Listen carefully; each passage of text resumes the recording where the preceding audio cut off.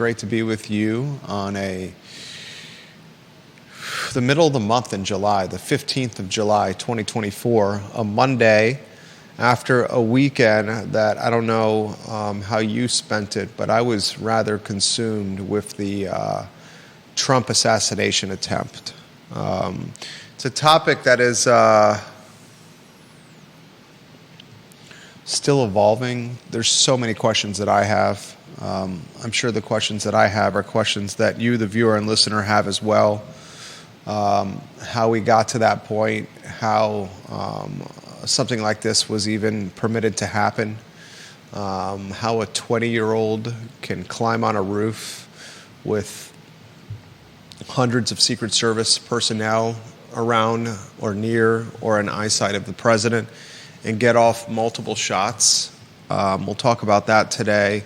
We'll talk about the impact that this has on not only the presidential race, but on the Charlottesville, Albemarle County, and Central Virginia region that has been positioned in this race by both candidates. I think this weekend we watched what will be history taught to our children, our grandchildren, our nieces and nephews, generations to come. There'll be a chapter.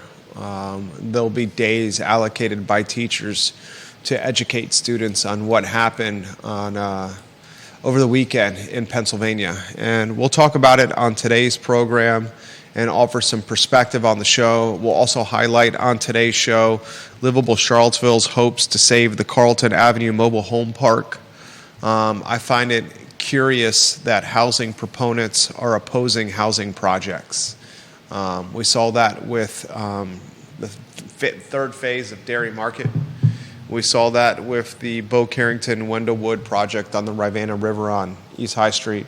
We're now seeing this with a mobile home park where the urbanist policy group, Livable Charlottesville, who's been one of the driving forces of the new zoning ordinance, they now have a playbook on social media for folks to complete or fill out online, where this playbook, this feedback will be sent to City Council to save the Carlton Avenue Mobile Home Park, where was it 60 to 60, 70, 80 families call their home? Yeah. How can you be in favor of density and more housing, density and housing and a new zoning ordinance to help stabilize price points, and then kibosh projects left and right? Seems to be a bit hypocritical to me. I want to talk about that on today's program. I want to highlight on today's show, Mel's Cafe is permanently closed. We predicted this was going to happen. We said this was going to happen shortly thereafter the passing of Melvin Walker. Now we ask the question, what happens with the GoFundMe dollars? We'll talk about that on today's show. We'll also on the program talk about a gambling facility that's in the works for Henrico County, and I'll ask the question, if there were to be a gambling facility in the Central Virginia, Albemarle County, or the city of Charlottesville area, where would that be best suited? Where would gambling most likely call its home in the Charlottesville greater area? That topic on today's show. We'll relay a message from the Jefferson Council. The Jefferson Council's tagline is preserving Thomas Jefferson's legacy at the University of Virginia. The Jefferson Council has, 4 founding pillars, they call it. Pillar number 1, promote a culture of civil dialogue, the free exchange of competing ideas, and intellectual diversity throughout the University of Virginia. Pillar number 2, preserve the Thomas Jefferson legacy. Pillar number 3, preserve the appearance of the lawn as a UNESCO World Heritage Site. And pillar number 4, support and reinvigorate the honor system. The Jefferson Council has significant momentum right now that Glenn Youngkin has 13 of 17 appointees on the Board of Visitors. We have a message from the president of the Jefferson Council when it comes to the cost of attendance at the University of Virginia. I was just talking about this yesterday with my wife and my father-in-law. The University of Virginia, for a first-year in-state student, cost of attendance, $39,494. For a first-year out-of-state student, $79,574. A third of the University of Virginia is out-of-state students. So if a third of the students at UVA are at roughly an $80,000 a year clip, $79,574 for first years, $80,636 for second year out-of-staters, and third and fourth years, $83,658 for out-of-staters. If your student is a McIntire School of Commerce undergraduate and they are out of state, they are paying north of $90,000 a year to attend the University of Virginia. A third of the student body out-of-staters. We basically have created a private school environment at a public university funded in large part by taxpayer dollars. It's no secret, it's no surprise that when a third of the student body is paying north of $80,000, $90,000 a year to attend school here, with tuition and costs escalating every year, that the community is going to gentrify rapidly, and that the student body is going to be homogenous in look and thought. We'll talk about this and relay the message from the Jefferson Council today on the I Love CVille show. Were you able to get Twitter up to speed, J-Dubs? Still trying. All right, we'll save that for a different day. Why don't we go on a two-shot, and we'll do some troubleshooting on Twitter tomorrow. I want to talk what we saw yesterday, or what we saw this weekend. The assassination attempt on Trump.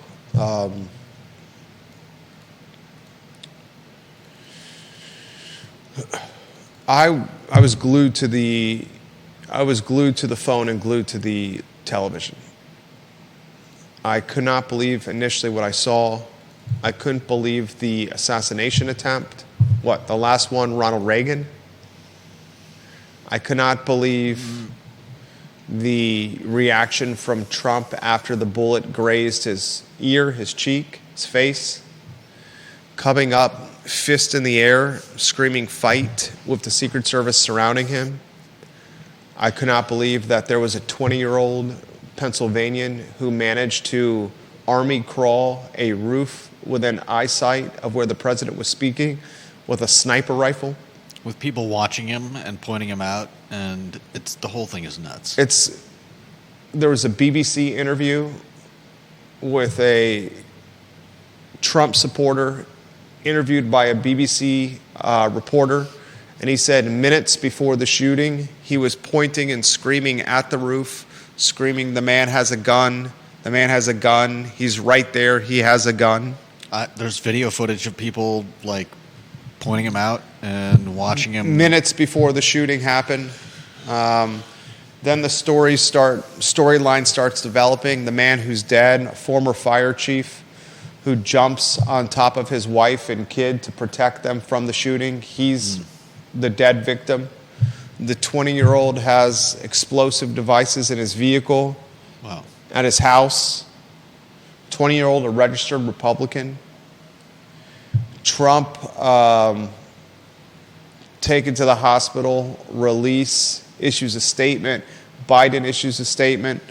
Candidates, politicians, heads of companies release statements about this. I mean, history before our eyes. Say what you want about politics. Hate them, love them. Ignore them. Disregard them. Violence, no position anywhere. Certainly not in politics. The world watched what happened. Makes America look absolutely terrible. Say what you want about Trump. What happened over the weekend is only going to galvanize his base, expand his base. I don't know how much that'll actually happen. What happened this past weekend, I think you can safely say, is going to strengthen his campaign. Certainly. I think it's tailwinds for his campaign and headwinds for Biden's that was already facing significant headwinds. No doubt. A man who was neck and neck, slightly ahead of Biden, Trump, depending on which poll you were following, is now even more ahead of Biden. I mean, he knows how to grab a moment, and he certainly did it with that fist bump. The fist in the air, screaming fight with blood on his face, him surrounded by Secret Service agents, the American flag in the background on a perfect blue-skied afternoon in Pennsylvania is a photo we will see in history books for generations to come. I mean, if it wasn't so absurd saying that the whole thing was planned, I'd almost say the whole thing was planned. The cover of Time magazine this morning is the photo. The photo is as iconic a picture as we probably will see, certainly this year, if not for years to come. Yeah. The absurdity of things is something that I've thought of as well. I obviously have the questions that other conspiracy theorists have as well. Some of those questions I have is, how does a 20-year-old with limited skill sets get on a roof within eyesight of a former president who is arguably the most divisive individual, certainly in America, maybe the world, most divisive person in the world right now? Is it Putin? I mean, that's a tough question. Is it Trump? I don't think Trump is the most divisive. Okay, one of them. Yeah, he certainly is divisive. How is a 20-year-old able to army crawl on a roof within eyesight with a sniper rifle? How is that not the first place that Secret Service would look for an issue, for a vulnerability, for a potential breach of security? Yeah. Was there some kind of cahoots of some kind? Haters of Trump say that cahoots was done on his side, an organized maneuver to humanize him. Proponents, which frankly speaking, and I'll catch some heat for this, I find that to be absolutely absurd. That is absurd. Someone who is willing to put his life within risk, within a millimeter of a bullet grazing by his face, actually grazing his face as a political stunt, that's absurd. Yeah. With somebody dead as a result, and a 20-year-old as the scapegoat, that's absurd. I'm seeing an individual, I won't utilize his name, that ran for Charlottesville City Council, pushing that theory on his Facebook page. Someone we have respect for on this talk show. Both of us. Saying it was a political stunt, a political maneuver. That's crazy. It's crazy. I mean, the gunman got his... I don't even have the words. It's so nuts. If Trump was in on a plan like that, you would not see him moving his head a millimeter during that whole speech. If you knew a bullet was coming for your ear, and anybody that you probably talked to setting up a crazy stunt like that would probably tell you, look, the margin of error is your life. Yeah, your life. It's 2 to 4 inches. Oh, 2 to 4 inches is probably a stretch. It's your life. Like if there's a gust of wind. Yeah, well, that's what I'm saying. There is nobody's drawing a bead on your ear. That is like such a hopeful shot that anybody who would decide to stand in the line of fire. Like Clint Eastwood in the line of fire would have to be insane. Would have to be insane. All right, so let's we're not making this about politics. We're making this about common sense. We're both discounting that. Yeah. I think what should be considered is how does the security breach get to this point? Yeah. There are certainly some inconsistencies and some questions to be answered. How does Secret Service not cover that roof? How do a bunch of people yelling, "There's a guy climbing the roof with a gun," not draw Secret Service attention to neutralize the vulnerability? shoot the guy bear crawling with the rifle, with the sniper gun. There's a lot that needs answering, but some of the theories out there are just plain nuts. We're on the same page. So the questions of how we got to this point of vulnerability with security, I think, are fair and need to be investigated. Yeah. I think when it comes to this presidential race, you're looking at a guy that was already probably the favorite to win that has become more of a favorite. You're looking at a guy that is indicated he's going to make a vice president announcement, a vice president pick very shortly. Today is the speculation. That'll be interesting. It's on the wire right now that Trump will make a VP selection within hours. Curious to see who the VP will be. Curious to see if Youngkin is the selection. Curious to see if it's Rubio, the North Dakota governor. Rubio, the senator from Florida. Curious to see if it's what? J.D. Vance? Glenn Youngkin? Who knows? Who knows? Regardless how it pertains to Charlottesville, it's the I Love CVille show. You're going to have some unhappy folks in this community because you got a guy that just saw his platform, his brand, probably humanized and invigorated in ways that we could possibly never imagine. I don't think we ever imagined a presidential campaign or platform humanized or invigorated through a failed assassination attempt that yielded the assassination of a 50-year-old former fire chief who jumped on his kids and his wife to protect them as bullets were whizzing by a crowded Pennsylvania campaign event. I don't think any of us could ever imagine or visualize a 20-year-old army crawling with a sniper rifle on a roof within eyesight of a president, within a stone's throw of Secret Service, with those in attendance screaming, "There's a man on the roof with the gun," and they choosing to do nothing about it. I certainly didn't have any of that on my 2024 bingo card. I did not have that on my 2024 bingo card either. So how it pertains to Charlottesville, a voting area that certainly leans very left, is I was following it on Twitter, I was following it on social media. Those that were the biggest opponents or haters of the former president were categorized, it seemed, in two camps. The first camp was the one-time city council candidate, I won't utilize his name, who's in the conspiracy theory camp, that this was pomp and circumstance or a political stunt done by the Trump side. I think most of us realize that that is asinine. The other camp is of this mindset that this is probably going to push the man to victory. And it's coming to terms with it. I think there's a high likelihood of that. High likelihood of that. He's going to ride this wave as long as he can. We chose to have our 6-year-old watch this with us.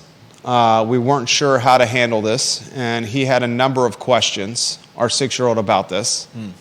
As you can imagine how a 6-year-old minds work, he has a number of questions.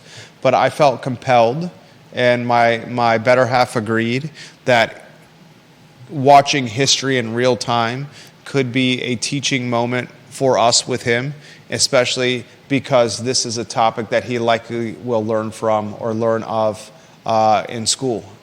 I would imagine this is a topic that comes up middle to high school, if it's not a topic that he was hearing talked about today at swim practice or at sports practice. We had some electrical work done at our house yesterday by 2 Hispanic electricians, and I speak some Spanish. They speak very little English, and one of the first topics they said when they walked into the house was, "Did you see what happened to Trump?" Wow. Sarah Hill Buchensky watching the program. She says, "Several local voices proposing that it was a publicity stunt. Absurd and ridiculous. These people have a severe case of Trump derangement syndrome. Vanessa Parkhill, watching the program in Earlysville, she says, the shooter was your registered Republican, but it has also been reported on one of the major news outlets that he reported to a progressive cause in 2022. Sorry, he donated to a progressive cause. I'm sure there are a lot of Republicans who dislike Trump. Janice Boyce Trevelyan, thank you for watching the show. Vanessa also says, thank you for sharing the weekend news with your son in a thoughtful and responsible way. Better he learn about that type of thing from you, where he has the opportunity to discuss it in a caring environment, than through friends or online. That's exactly what we thought. Exactly what we thought, because we knew at sports or at practice the next day or when he was hanging out with friends that it likely would come up. Kevin Yancey says, one issue is the Secret Service and local police were not communicating on the same channels. He says it was an AR-15. It's not a sniper rifle. The shots were less than 500 feet away. I apologize. I don't have my gun terminology completely up to speed. It was an AR-15, not a sniper rifle. Yeah. Right. Thank you for that correction. Last I checked, an AR-15 was not a small weapon, and when you're army crawling on a roof within eyesight of hundreds, if not thousands, of bystanders screaming, he has a gun, he has a gun, he has a gun, he has a gun, that would seem to be a security breach that should be neutralized before any shots were fired. It is a rifle, yeah. It is a rifle. Anything you want to add to this before we get to the next topic? I'm curious to see, this is another thing I'm curious about. Many in Charlottesville asked City Council to issue a stand on Ukraine and Palestine. Initially, City Council did not issue a stance on Ukraine and Palestine. Yeah. And then they were pressured by activists in a crowded city hall during an open meeting to issue a stance on Ukraine and Palestine that ended up being a pro-Palestine stance. I was going to say, was that both that they were? It's pro-Palestine. Yeah. I'm curious to see if a similar response is asked of council when it comes to domestic soil, an assassination attempt on a former president who's currently running for office. If the activists that pressured council to offer a stance on Palestine and Ukraine across the world, will they have the same motive, the same momentum, the same mission to get council to offer a stance or a statement on domestic soil and one of the most historic assassination attempts in American history? You have the most historic ones, what? Abraham Lincoln, John F. Kennedy, a failed Ronald Reagan, and now a failed Donald Trump. Will those same people ask or insist of a statement from council on Donald Trump? And I would bet you $100 that no, the answer to that is absolutely not. I mean, I'm sure you're right that they're not, but it's not the same thing, though. It's apples and oranges. I don't know that who would the statement be to, and what would it be? What would it be attempting to do? Condemn violence when it comes to politics or violence of any kind on domestic soil. We're condemning violence in the Gaza Strip. We don't condemn violence in Pennsylvania. We're condemning terrorism, what was perceived to be terrorism by activists, which was terrorism in Gaza, but we're not going to condemn a failed assassination attempt in Pennsylvania, a mere handful of hours away. I see what you're saying, but I still don't know that. I mean, until we hear about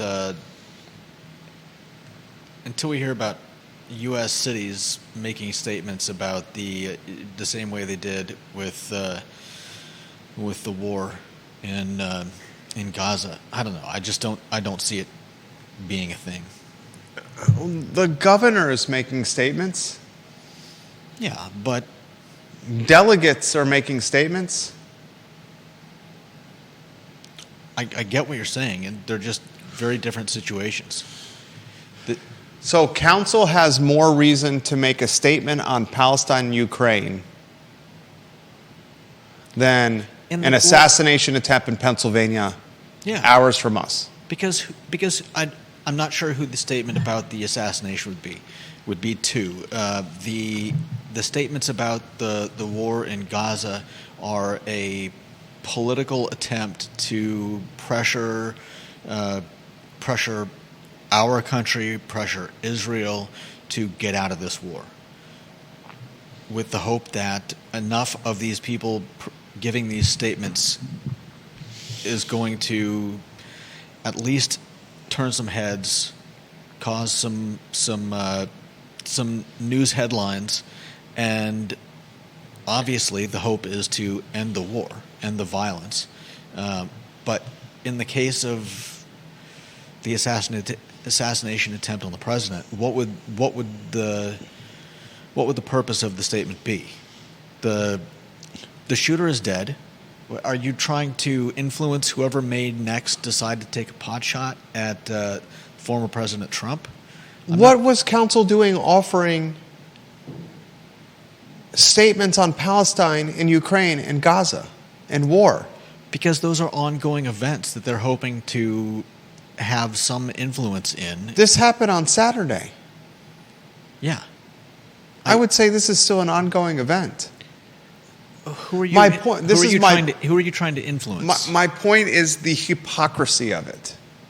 I get what you're. My point is, we have 5 people that live in the city of Charlottesville making $18,000 a year, the mayor $20,000 a year, using a pulpit called a dais to talk about geopolitical stewardship.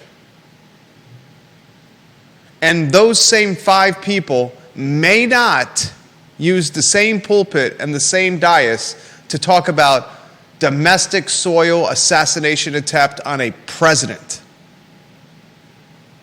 I mean, I could see them making a statement saying, we are against violence of any kind. Please, please do that, counsel. Please. Please, counsel, do that.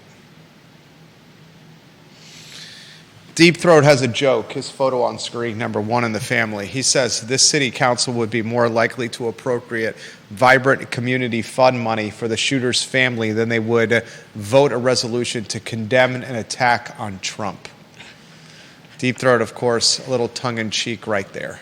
Ginny Hu, one of the key members of our family, top 4, I would keep researching the registered Republican angle, especially in a state where you have to be registered with the party to vote in that particular primary.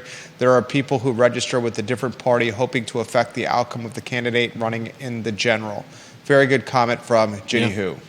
Very good comment. Georgia Gilmer says, add Garfield and McKinley to the list of presidents assassinated while serving. Kevin Yancey pushes back on me saying, I'm sorry, Jerry, but putting Trump anywhere in the discussion with Lincoln or Kennedy is a far stretch. 1,000% agree. Lincoln and Kennedy were assassinated. Mm-hmm. Trump, the attempt failed. We're not putting Trump in the same category as Lincoln and Kennedy. We are putting it on a short list of presidents, standing or former, who faced an assassination attempt. I understand the difference between John F. Kennedy and Abraham Lincoln, who were murdered, and a man who had a bullet graze his cheek and his ear. However, there's a very short list of presidents, active or former, campaigning or not, who faced an assassination attempt. Next topic, unless you have something else that you want to add, or viewers and listeners have a comment that you find compelling that you would like to throw into the mix. And I apologize, we're not live streaming on Twitter right now. We will look into that. We have other topics that we will cover on the Monday edition of the I Love CVille Show. We needed to lead with this particular topic because is it the most consuming political story? Yeah. Of how many years? I think it's going to affect every town and city in the U.S. It's going to affect every town and city in the United States, no question. And I hope for America's sake, Judah, I hope for the sake of our country, for unification of Americans everywhere, that there is not some kind of spiderweb involvement of American personnel or agencies involved in what happened. I pray to the Lord that's not the case. I pray that there is not any CIA, DOJ, FBI involvement in any capacity here. Yeah. But there's a lot of questions that need to be answered. No doubt. Next topic. If you can relay it live on air, that would mean the world to us at the 108 marker of the I Love CVille show. Livable CVille hopes to save help the me out. Carlton Mobile Park. Help me understand this, please. I mean, maybe hypocrisy is today's theme. The hypocrisy where activists in Charlottesville are asking for counsel to give statements on Ukraine, Palestine, and Gaza, but the same folks won't ask for statements from counsel on domestic soil a few hours away from us in a failed assassination attempt on a former president who's running for president now. Explain to me how a urbanist housing group has now published a playbook on social media on how locals in Central Virginia, Charlottesville, and Albemarle County can policy or lobby council on saving the Carlton Mobile Home Park. Send an email. It's all over Twitter. It's on the co-chair's account right now.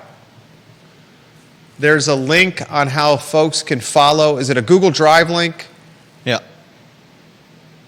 There's a Google Drive link on how you can save the Carlton Avenue Mobile Home Park. An advocacy guide, it's called, where you can complete, basically you're just signing your name to a document that they've already done. Yeah. They've written out the email that you can cut and paste if you choose to. It's a cut and paste email. They say there's 80 households. Charlottesville tomorrow reported there were 60. Do you have this lower third on screen? Yeah. Amazing. Please help me understand this. I've asked this question before, okay? The idea with the new zoning ordinance is to loosen the zoning code, zoning ordinance, so more housing can be created. Yeah. And if you create more housing, more density, then the additional supply, the idea is it will stabilize prices because people have more options to rent or purchase. That's basic supply and demand. But if you create more housing supply, purchase and for rent, in Dairy Market next to 10th and Page, you're ripped apart and you're lambasted if you're the developer. And if you choose to create hundreds of new apartments on the Rivanna River, on High Street, you're lambasted and you're ripped apart if you're the developer. And if you choose to purchase a mobile home park through the free market with the $7 million acquisition offer, and you take that $7 million and you reinvent the park into more dense housing, you're ripped apart and you're lambasted. In a city that's 10.2 square miles, a very small city in geographical territory, are we saying that the new housing can't go by 10th and Page? It can't go on East High Street. It can't go by the Rivanna River. It can't go on Carlton Avenue. We're running out of places where it can go. And if you continue to limit the opportunities for the new housing to be birthed, aren't you then just making the additional areas where it can be created, where it won't face political pressure, even more effing expensive? You have a very small footprint. The housing can't work by the river, and it can't work on those asphalt parking lots and the used car lot that is riddled with potholes. And it can't work in an area that is not being used right now by anyone that has a beautiful view of a river. and it can't work in this mobile home park despite it being on the market for sale. Where's it supposed to work? Are you being completely honest, though? Which part is not being honest? I mean, those weren't problems brought up by a group of the same people. I believe it was people living at 10th and Page that had a problem with the with Phase 3 of the dairy market, and it was a lot of people downstream from Ravenna that were worried about the floodplain and how changes to that area would affect those downstream of it. And as for this, it's not like there's a comprehensive plan of what is going to be built there. We don't even know who's trying to buy it. I think the problem here is that this is affordable housing. And if you allow this to be torn down, whatever gets put up in its place is not going to be 60 mobile homes or however many mobile homes are down there. And it's not going to accommodate the same number of people. And we're displacing a bunch of people in order to do it. I'll push back on everything you said is accurate. It could accommodate more people. 7 acres could accommodate more people than the 60 households Charlottesville Tomorrow reported. It could. But again, it very well could. Apartments, way more people. Yeah. I thought okay, I'm sorry. But I thought the argument was any additional supply was good for stabilizing prices. Are you not pulling the Nakia Walker, perfection is the enemy of productivity? No, I think that's BS. Because perfection is the enemy of productivity. She wanted everything to be perfect. If your argument is that as long as we're tearing down houses, it doesn't matter what houses we're tearing down, as long as we're building something in its place. Come on, do you really think that's an honest argument? Deep Throat pushes back on your statement. He says, dude, many of the people who spoke out against dairy market phase 3 were precisely, Judah, the same people who spoke in favor of the draft zoning ordinance in front of council. For example, several LAJC staffers. Okay, that's He said, in terms of the number of units, you could slice that 7 acres into nearly 50 lots and do less than 10 units per lot and have zero affordable housing. The new zoning is nonsense. My argument was not about the zoning, but about the differences in these 3 spots. And my argument is this. This is my argument. Everyone, Michael Payne, Matthew Gillikin, Stephen Johnson, all the housing champions have said any additional supply, whether expensive, whether wealthy, whether middle class, whether low class, whether mobile home, whether granny flat, whether backyard auxiliary dwelling unit, whether basement apartment, any additional new supply, just as long as it's incrementally more, was good for affordability. Right. And now we're seeing another project that's additional supply. Dairy Market Phase 3, number 1. Bo Carrington's Rivanna River Apartment Towers. And now this mobile home park with the $7 million acquisition offer getting politically bullied. I wouldn't say bullied. Come on. How would you not say bullied? Who's being bullied?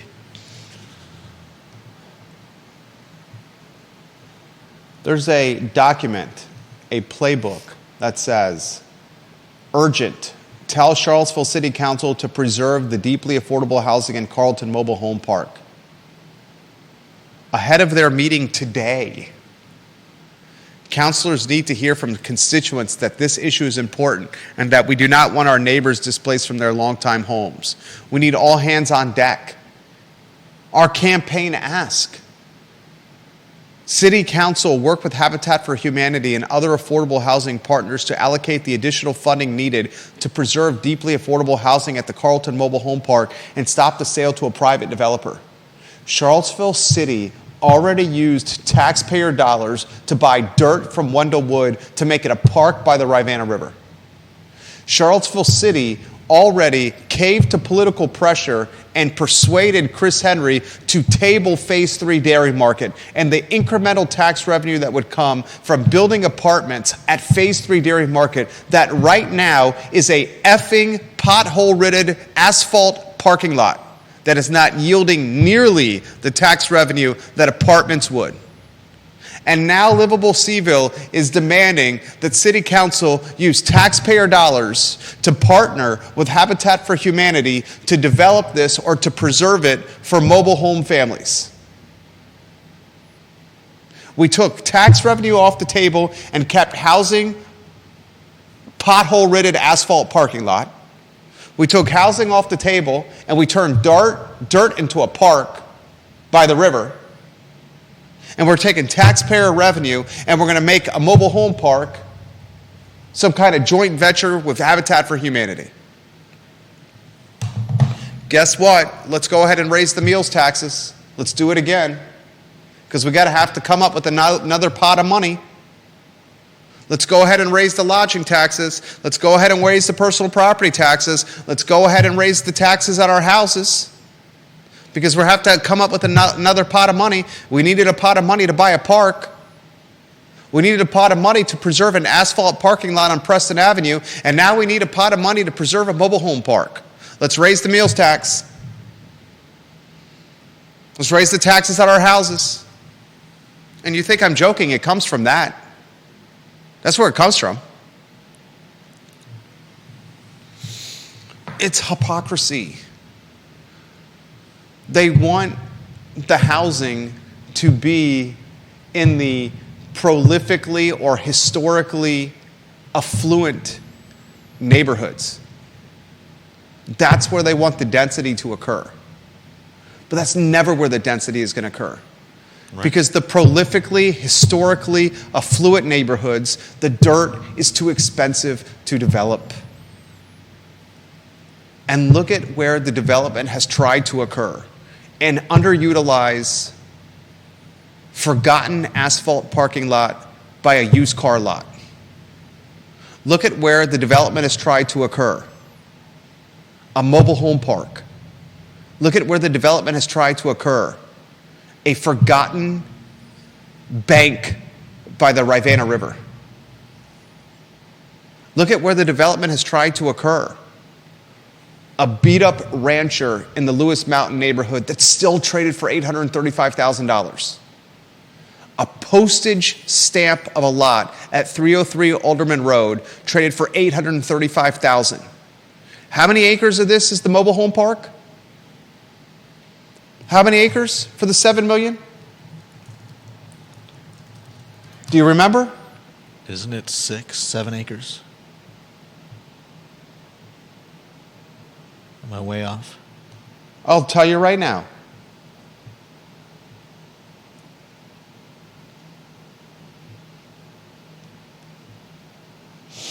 $7 million for 6 acres. 303 Alderman Road in the Tony Lewis Mountain neighborhood. $835,000 for, I'm looking it up, 0.31 acres. There's your microcosm. $835,000 for 0.31. Did I say it was 6 acres? How many 0.31s are in 6 acres? 18? 18 times 835,000. 15 million. You take the 835K for the 0.31 in Lewis Mountain, and if you use that as your baseline, it'd be 15 million for the Carlton mobile home. Now, that's not an apples to apples, oranges to oranges comparison, because location, location, location. Yeah. But you see the point I'm making, right? Everywhere that there's affordability is where the development is going to happen. Look at what Roger's doing in Woolen Mills. He could never have done what he's done and doing in Woolland Mills right now, and still the 3 houses he's bringing to the market are going to have a high 680, 690 in front of them, and they're 1,500 square feet with unfinished basements, what he's doing in Woolland Mills. If you haven't listened to the Roger Voisinay, Richard Price interview on the I Love CVille Network about a month ago, 3-4 weeks ago, it was what a master class on how to navigate the new zoning ordinance. It reeks of hypocrisy. This is not going to happen on Park Street. It's not going to happen on Rugby. It's not going to happen in North Downtown.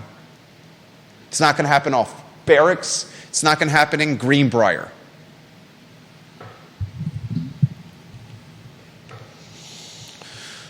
Nora Gaffney says they should not build by the river. Making it a park is absolutely brilliant. It's a brilliant move to keep the banks of the Rivanna River a park until we all realize that all our taxpayer dollars, all our taxes are going to go up as a result. And when we all say, hey, we're paying 12.3% in taxes when we go out to a restaurant in the city of Charlottesville, if we want that number to keep going up, we continue to encourage government to start forming joint ventures where they use taxpayer resources, where they take dirt off tax rolls.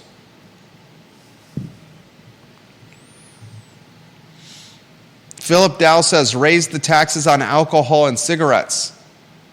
If they raise the taxes on alcohol, that's going to hit the restaurants.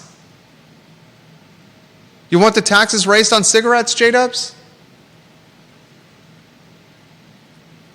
How much do you pay for a pack of cigarettes?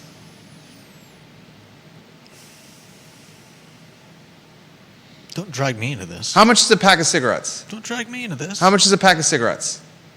Call a store. How much do you pay for a pack of cigarettes? $7 now, maybe. $7. You know how much a pack of cigarettes was when I went to UVA as a second year and thought it was cool to smoke Camel Reds? $2.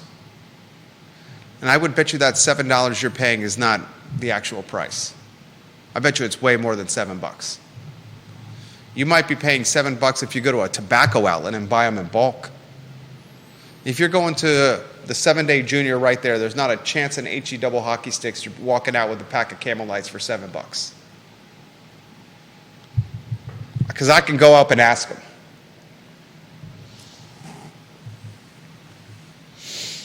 Do you have anything else you want to add to this? Livable Charlottesville, save the Carlton Avenue Mobile Home Park. No thanks. Kibosh the free market. Keep the free market from doing its thing. Anyone?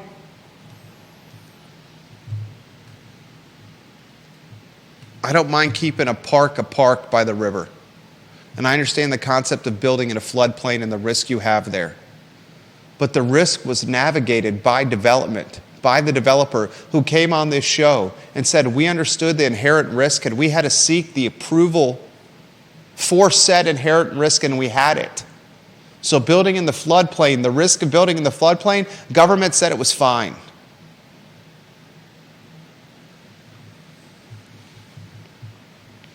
Deep Throat says this, you hit the nail on the head. When the Muppets screech about every bit of incremental supply is 100% positive for the affordability, they know that's not true. They know that taking out Carlton Mobile Home Park will make affordability worse for the lowest cost tier of the market. They just refuse to admit that the dynamics of affordability are more complex. There it is. There it is. This new zoning ordinance has created an issue where it's the most affordable land. The most affordable land in the city is the one that's being targeted for the new zoning ordinance. And of course, the most affordable land is the land that houses the population that's on the financial margin that they're trying to preserve in the first place with the new zoning ordinance. Yeah. It reminds me of Buford Middle School reconfiguration. Let's allocate $80 million to Buford Middle School reconfiguration. And to get that $80 million, we're going to raise taxes on all the citizens. Do we care that the increase in taxes on all the citizens for that $80 million is going to push out the kids that we wanted to see to benefit from the $80 million beautiful Buford Middle School reconfiguration? That's called collateral damage. And the collateral damage of the new zoning ordinance, the collateral damage and the crossfire of the new zoning ordinance is the land that is the most affordable, is the land that is being targeted. And the land that's being targeted by the new zoning ordinance and speculators and investors and developers is the land that houses the impoverished. Yeah. And we said this from day. I said this on this show and wrote this on I Love CVille in op-ed format 4 or 5 years ago. Mm-hmm. This stuff fires me up. Anything you want to add? Sarah Williams on YouTube. Low-income people need a place to live in the city, and we keep selling what they can afford. We don't need more parks. We need low-income housing. The problem is, who's going to build it? Who is going to build it? Who is going to build it? PHA is a developer. Piedmont Housing Alliance is a developer, and it has to pencil out. I want everyone to, Neil Williamson has done a fantastic analysis. If Neil was here, I could ask him about this, on PHA and some of the projects that it's done and how much it's penciled out per unit. Astronomically expensive. Appreciate your comments, Sarah Williams, on YouTube. Love that you're watching on that platform.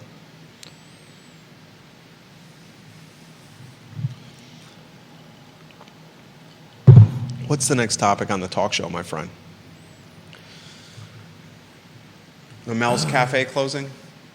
Yeah. Put that lower third on screen. We said this was going to happen. I said this was going to happen. Did we not say this was going to happen? Permanently closed now, Mel's Cafe. The Google listing has been updated. It's a shame. It's a travesty. But we said after the passing of Melvin Walker, who is going to continue the legacy of a restaurant tied to a man who works pretty much every shift, every hour, and has the brand named after his surname, his first name? Yeah. And I got another question for you. If you work a business and you work every shift and have very limited staff,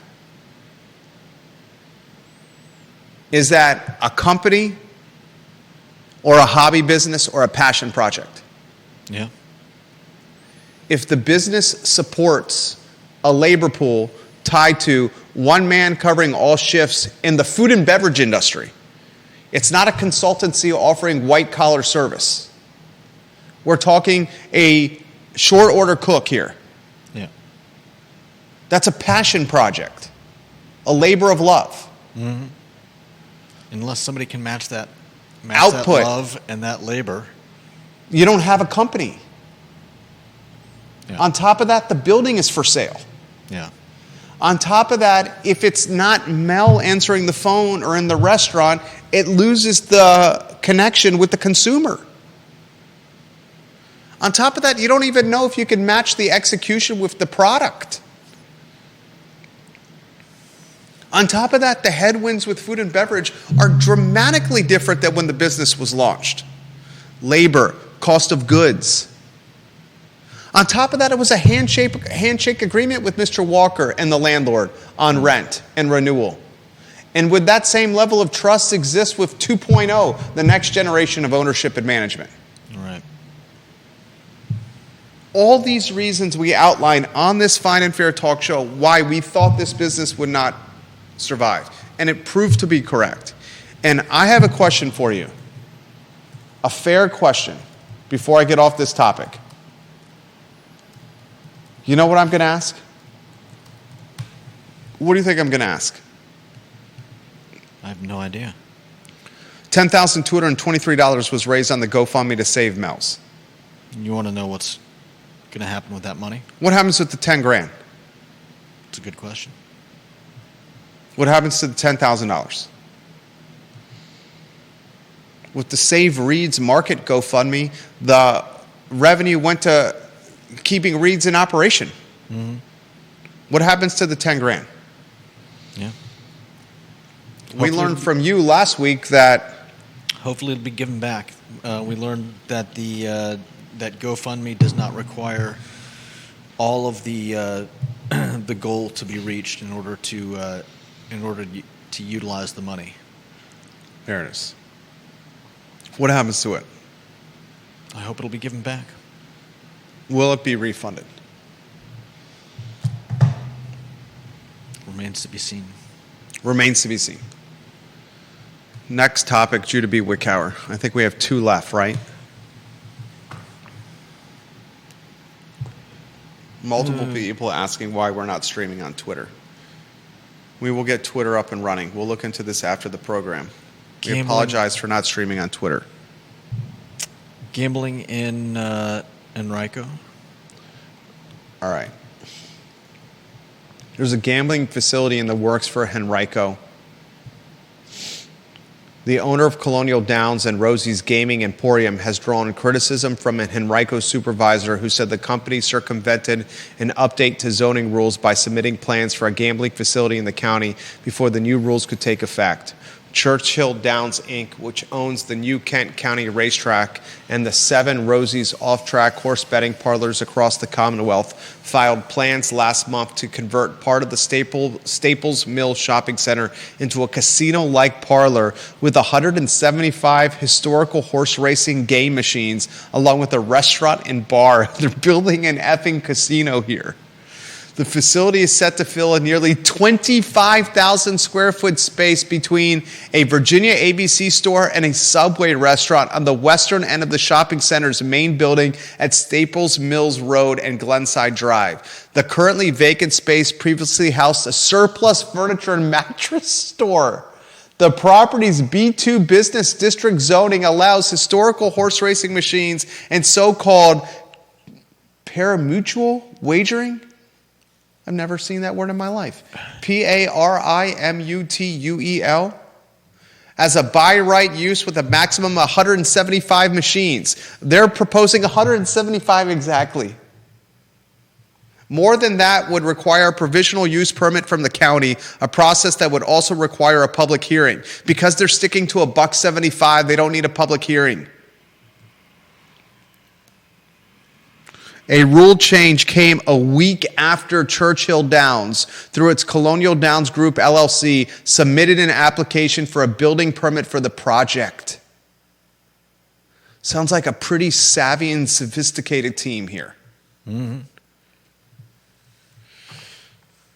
Deep Throat says parimutuel is betting where payout is based on what is wagered. House take is basically fixed. Okay, thank you very much. He's saying the house is not raking a percentage off the top like a lot of casinos do. I believe also the top three split the pool. When I ran my sports book in college, I took a rake on losses, 10%. That juice was how the book made money. Mm-hmm. And you know more people are going to lose than they're going to win, and then you take the juice. So, Henrico Casino, 175 machines, bar and restaurant. Mm-hmm. They did it days before the law was changed. Yeah. You got beef with that? Eat a pork chop. It was the law at that time, and they understood the loophole. Yeah, why wouldn't they try to get in ahead of time? There it is. There it is. If you haven't changed the law yet, why are you mad at us for trying to... There it is. And you know what that reminds me of? The new zoning ordinance. You changed the law to build more housing, and now people are adapting to the new rules, and now you're trying to change the rules again because you realized you screwed up when you made the rules in the first place. They screwed up when they made the rules in the first place, and now they're trying to change the rules again. It led Judah and I to wonder this question: where would a casino work in Central Virginia? It's a clear-cut one place for me for a casino to work in Central Virginia. One place? For a casino to work, the first thing you need is what? People willing to give you their money? No. No. What's the first thing you need for a casino to work in Central Virginia? Political will. Okay. Political allowance. And allowance, I don't mean money from your parents. I mean permitting, green light, a willingness. That willingness would never, ever happen in the city of Charlottesville. That willingness would probably never, ever, ever happen in Albemarle County. We'll have a Hooters here before we have betting like that. Our wings are good, but our breasts are the best. There it is. Hooters. What? It's their tagline. It's their tagline.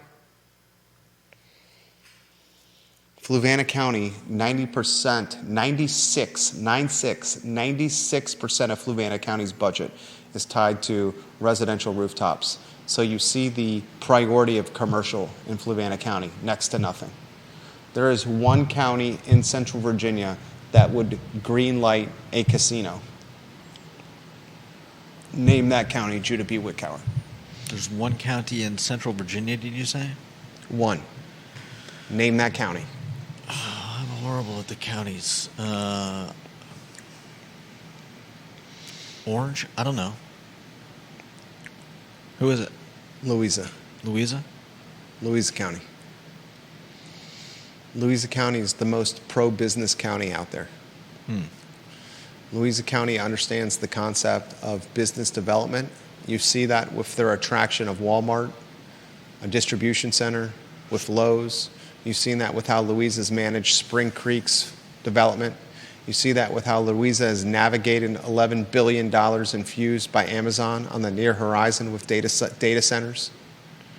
Louisa County understands its proximity to Charlottesville and Richmond, and its standing next to Interstate 64 are a huge asset. And if a casino of some kind could come to Central Virginia, that's the county it would go to, and it would attract consumers and gamblers up and down the 64 corridor. No doubt. That's where it would work.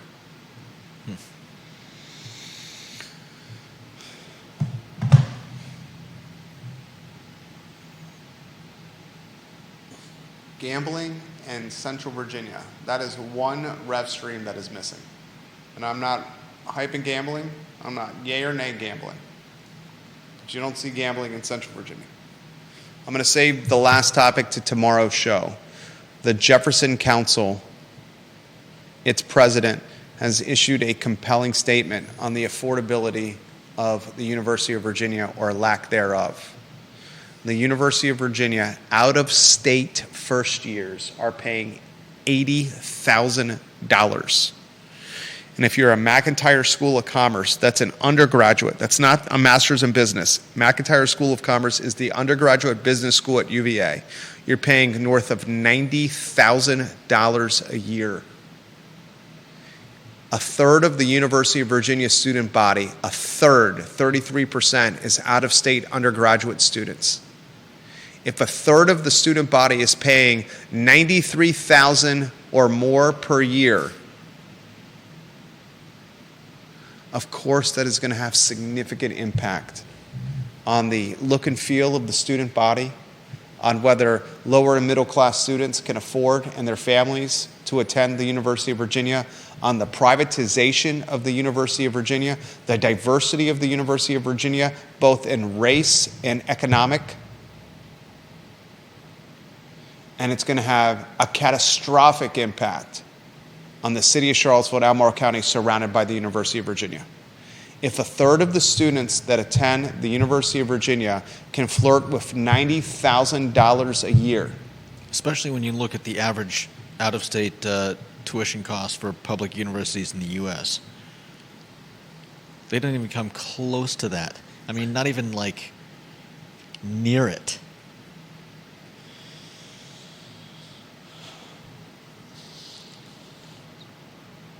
That's a topic for tomorrow's show.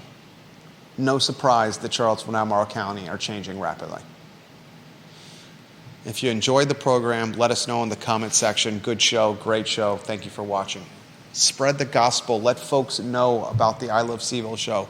Like and share the show. It's the Monday edition of the program where we talk topics that pertain to Charlottesville, Albemarle, and Central Virginia. For the star of our show, Judah Wickhauer, my name is Jerry Miller, and it's the Monday edition of the broadcast. So long, everybody.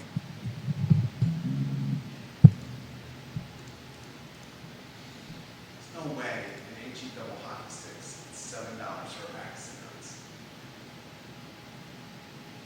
Calling me a liar. What? Calling me a liar. I'm going to go to the 7-day